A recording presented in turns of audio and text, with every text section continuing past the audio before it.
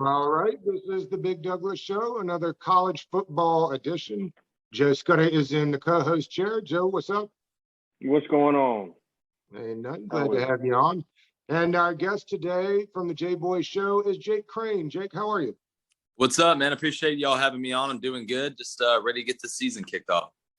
I know it feels like an eternity since the last time. It also sometimes feels like it was just a couple days.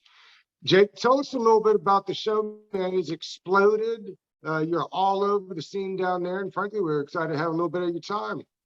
Oh, yeah, man. Well, I appreciate it. Well, I played at South Alabama down in Mobile, coached college football for the past 9 years. I guess you could say, and now I'm almost a year into this. So 9 out of the last 10 years, I guess, 6 at the Division I level, and came back during the pandemic when all that was hitting, and just started doing a podcast kind of off the whim.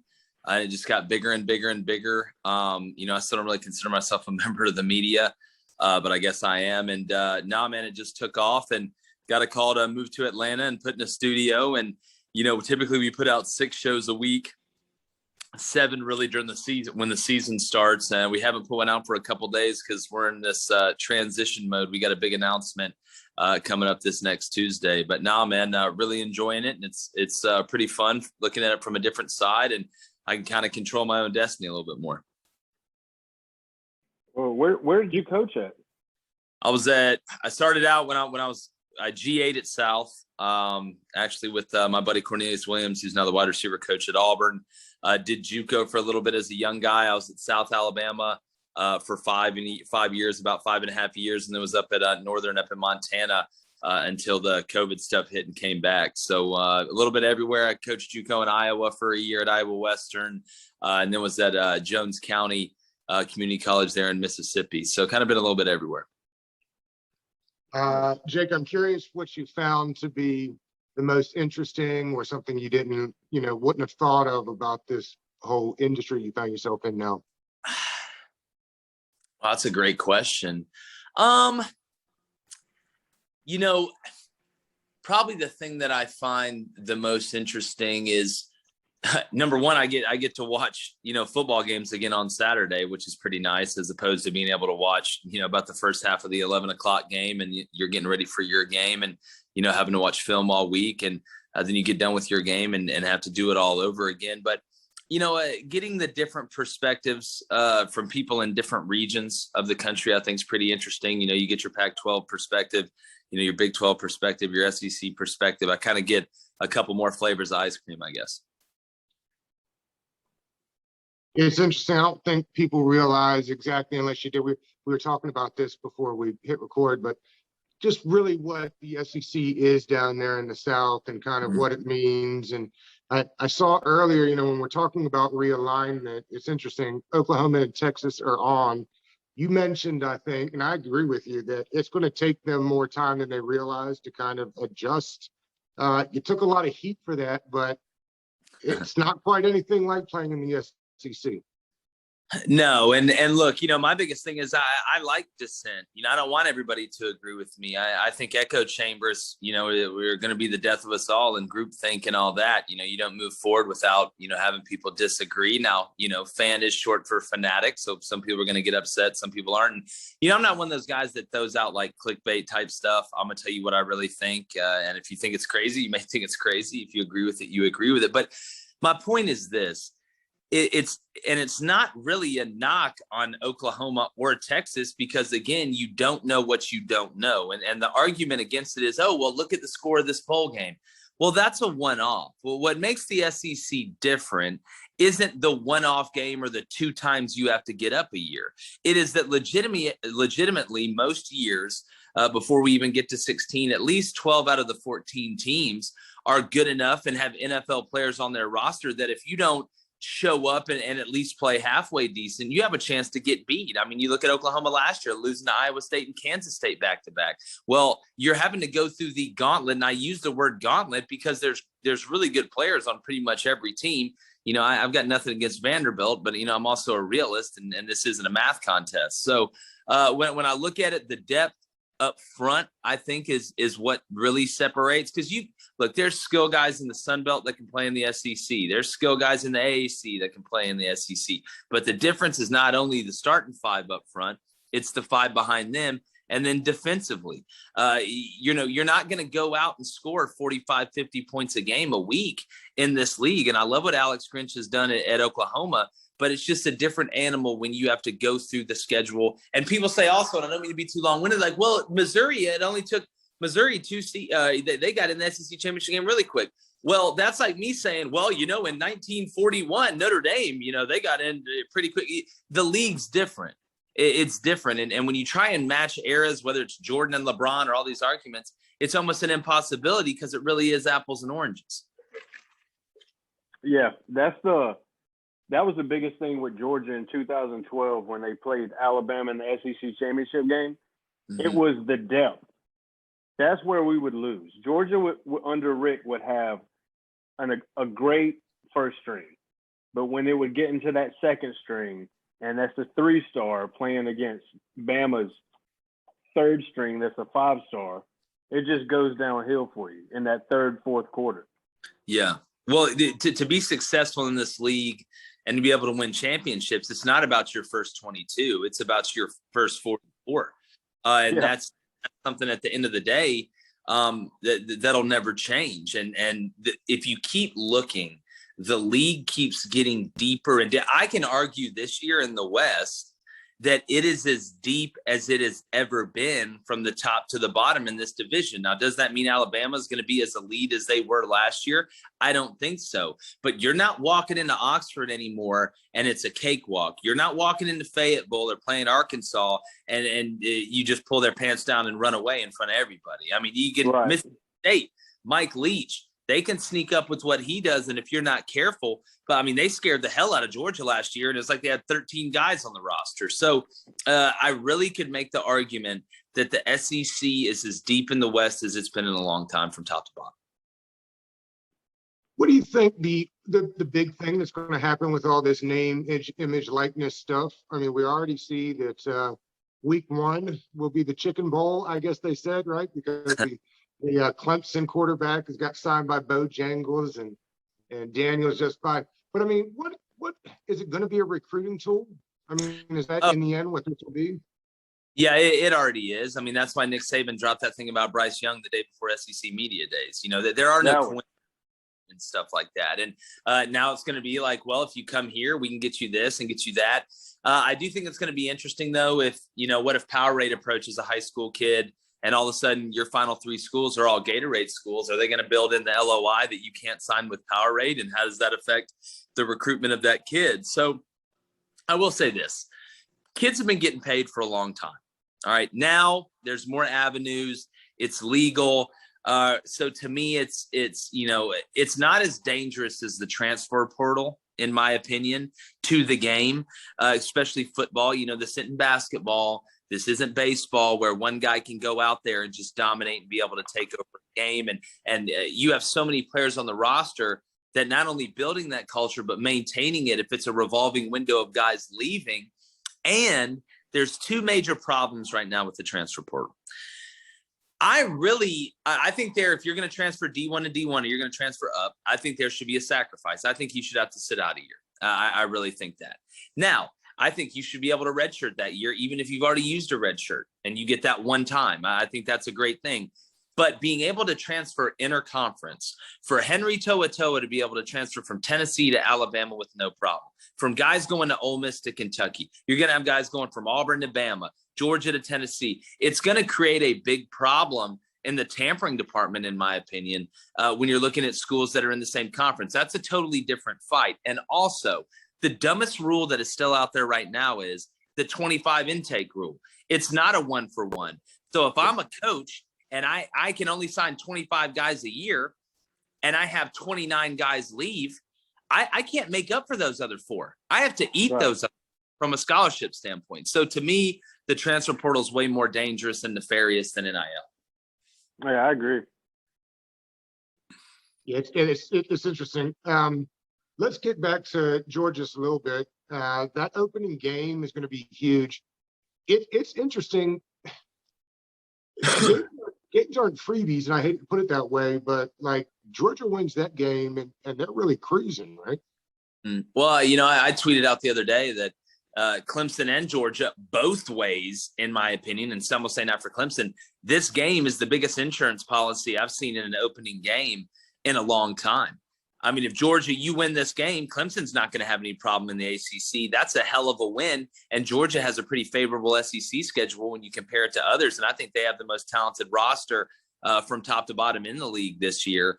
You beat Clemson, you give yourself a buffer. Now you can lose to Alabama in the SEC championship game, or you can lose a regular season game, or you go undefeated the whole way and you're the number one seed in the whole deal. And then if you look at Clemson, you win this game, probably going undefeated, especially now that Notre Dame's not in the conference anymore. And if you lose it, you go 11-1 with your only loss to Georgia, who's probably still undefeated. You're going to get in the playoff as well. So while losing this game would hurt, winning creates a huge buffer for you. And at the end of the day, you can't really ask for anything else because, you'd rather lose early and you'd rather lose to a good team early than lose late. Yeah, I hope we have enough players by the time we get there. Yeah, I mean, look, Ty Key and Darnell, and again, the reports are they're going to miss 3 and 4 weeks and probably the Clemson game. That hurts. That's big because it's funny. Those positions to me almost mirror each other. The nickel and the star, whatever you want to call it, and the tight end. Those are kind of the two hybrid guys that you have. In between a guy that can stop the run and be able to cover the slot on defense and then be able to block for the run and run routes and catch balls on offense. Because Darnell Washington, is going to be a huge matchup problem. I still like Georgia in that game, though. Jake, I'm curious what your thoughts on, and I know people will be surprised by this, but feels like Kirby's seat's probably getting a little hot, don't you think? Well, I think for the fans, but I'll say this: you don't know what you got till it's gone. And Kirby has done, and people compare him to Richt. I mean, I think Mark Richt had Georgia ranked in the top 10 for like 12 consecutive weeks was the most. And Kirby, I think it was 47 straight weeks. I mean, look, I understand that Georgia wants a national championship. I get it. The fact they haven't won one since 1980, I'd be pissed off too. But Kirby's going to win it eventually. It's going to happen. But I say this about the next coach that replaces Nick Saban. You don't want to get in the habit of firing coaches that win a ton of games and are putting themselves in that same position. You can make that same argument for Lincoln Riley. Why don't Oklahoma fans want to fire Lincoln Riley? I think he's 0 for 3, 0 for 4 in semifinal games in those playoff games. Eventually he's going to win it. But you do not want to get in the business of firing guys that are winning 10 and 11 games because then you turn into Tennessee, who's still chasing Phil Fulmer, USC, who's still chasing Pete Carroll. Hell, Miami's still chasing Eric Dickerson, and Nebraska's still chasing Tom Osborne. You don't want to get in that habit. And I tell you right now, I guarantee you Nebraska wishes they had Frank Solich back. Yeah. For the record, I'm not one of those Georgia fans that thinks you should do anything with Kirby other than paying him. Yeah. No, it's because, look, he's going to win it. He's going to win it eventually. And I actually think this season with JT and Monken, I call it the Saban epiphany, where you're like, oh, well, hell, we're not going to beat guys 9-6 anymore and 13-7. We got to score points. And that doesn't mean we have to be bad on defense or we even have to change our identity as a football team. But to be malleable and to evolve is better in the long run. So, at the end of the day, the coaches that aren't trying to fit square pegs in round holes as the game evolves, it cost Gus Malzahn his job, to be honest with you. Yep. Yeah. No, speaking of Saban, though. Speaking of Saban, I have a question. When is he going to get it wrong on hiring an OC? Well, I wouldn't. I wouldn't bet against him. I'm just wondering when they're going to fuse his body with a robot. He's just going to coach it out 3,000 years until the robots take over. But look, I mean, counting on that guy to get one wrong is like betting on Klay Thompson to miss a free throw, man. I know. Yeah, it's crazy. And you're right. I've been talking about this for a while now. It feels like 5 years ago, and I don't know why it took Kirby so long, but Saban realized, listen, we'll play the same way, but we've got to score.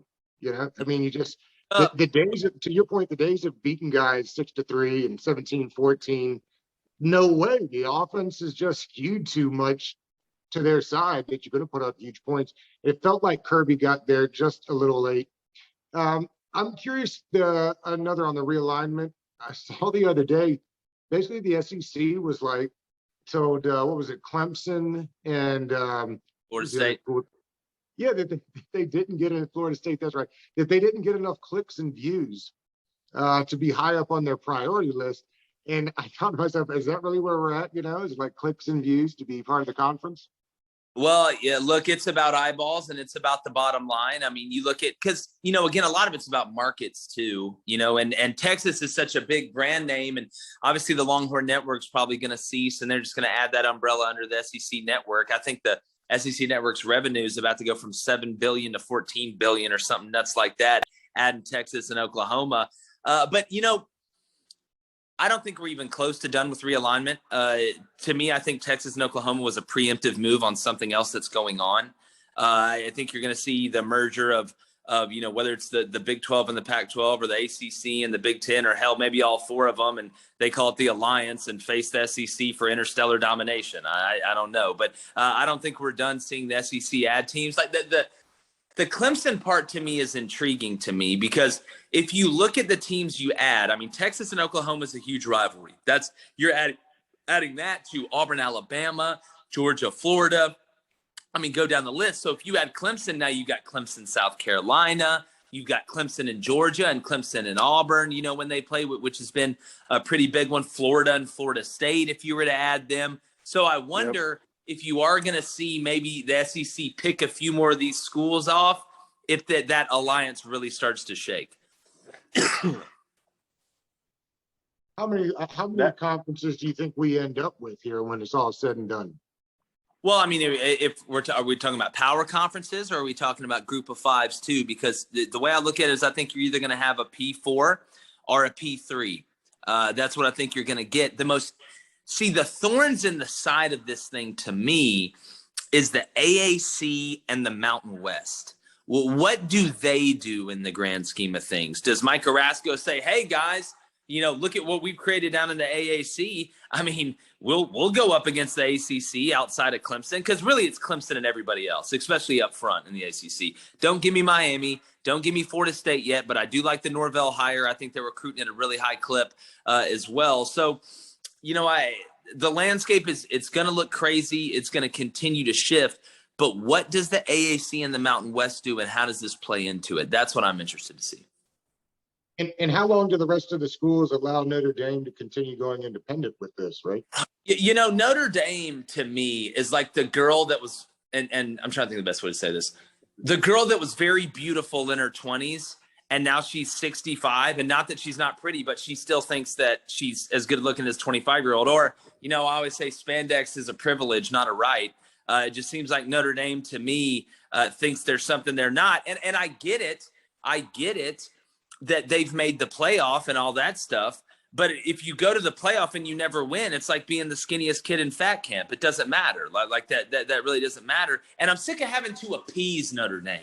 You know, like we owe Notre Dame something. Like, because to me growing up, I mean, I haven't seen them win anything. And I think Brian Kelly's a good coach, but you can't act like a big dog if you're not doing big dog things. And and it's not like these games are close in the playoff either. And again, you can't sit here and scream, you know, I'm a beast, when you're playing, you know, half your size, and then you play somebody that's legit. And I get that they beat Clemson last year. Clemson didn't have Trevor. I thought Ian Book was a witch. I thought he was great, but it's not my granddad's Notre Dame. I don't believe in them like that. So they either need to join a conference or just stop acting like they do. I think it's one or the other. What in your opinion does SEC realignment look like as far as is it divisions or those pods or whatever they were talking about? Well, again, I think they're going to do whatever creates the best matchups to make the most money, which I'm all about having the best matchups, so I'm fine with it. Yeah. But to me, I understand why you don't do it like the SEC does in basketball, where there's not divisions, there's not pods. You have your three main teams that you play, and you rotate with everybody else. Because right now with divisions, you'll have teams not play each other for 4 or 5, 6, even 7 years sometimes. But if you go the straight up model, you have your three mainstays, and through 4 years, you can play everybody.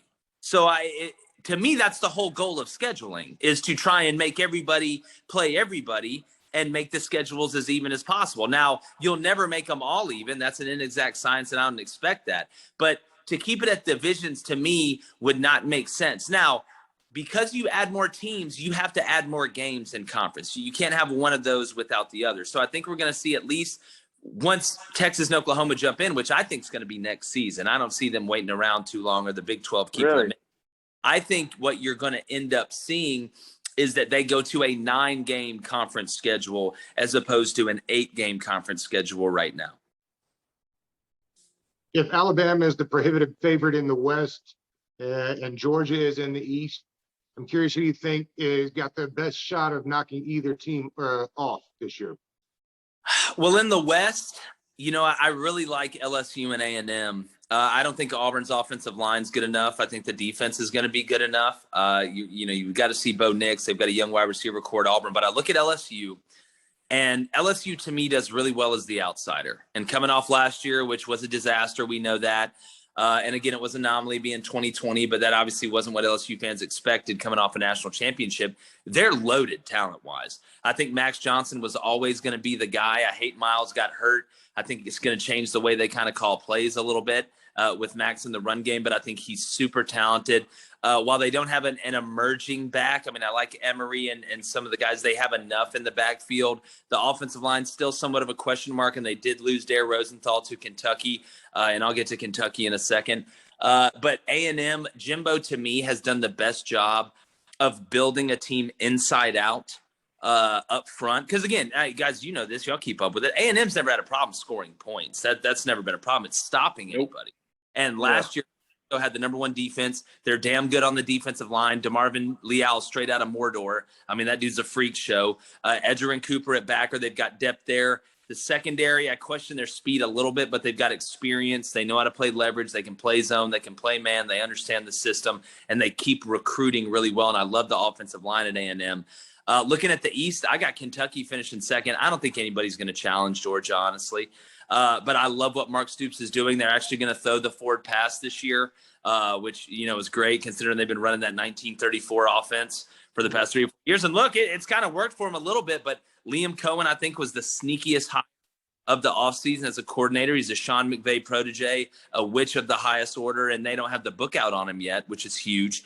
I think Florida's going to take a step back. I love Dan Mullen as an offensive guy, offensive mind, and a play caller, but they're not going to replicate what they did last year on offense. And I don't think there's more pressure on any coordinator, maybe in college football, than there is on Todd Grantham and that Florida defense to show up. We all know what happened last year in week 3. The Bama boys are rolling in, and if you don't stop them, Mullen may pull the plug because that contract isn't what it was last year, and Dan's trying to get to the NFL as fast as humanly possible.